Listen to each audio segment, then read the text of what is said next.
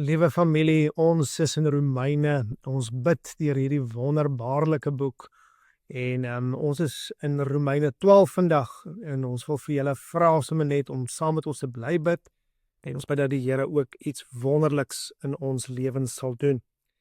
Nou, ek wil graag met julle gesels oor hoe tree ons nou op in die lig daarvan dat ons uitverkies is en God se genade ontvang het.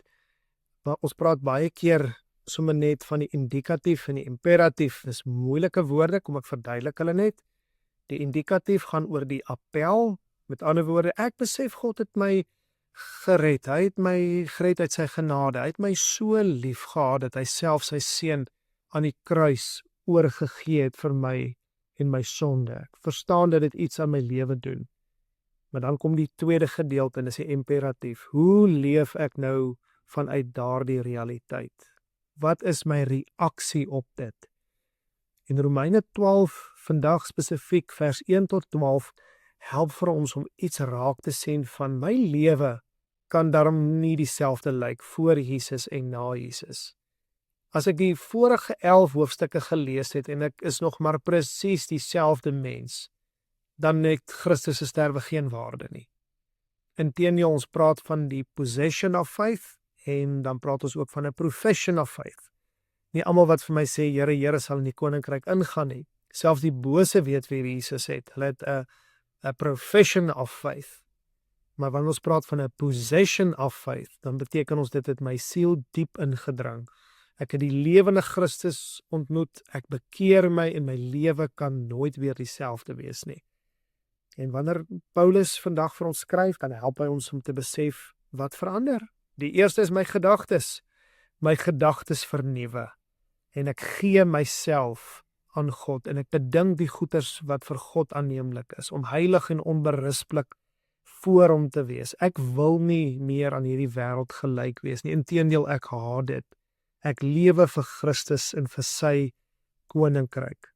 En dan sien ons dat dit oorgaan na hoe ek dan optree as 'n mens. En ek is 'n mens wat dien met my gawes en ek is 'n mens wat uit die geloof uitleef. Ek is 'n mens wat die liggaam dien. Jy kan nie ja sê vir Jesus en nee vir die kerk nie. Dis belangrik dat ons sien dat oralster ek onderrig en bemoedig en dat ek met opregtheid ook leiding gee, met toewyding, barmhartigheid kan toon.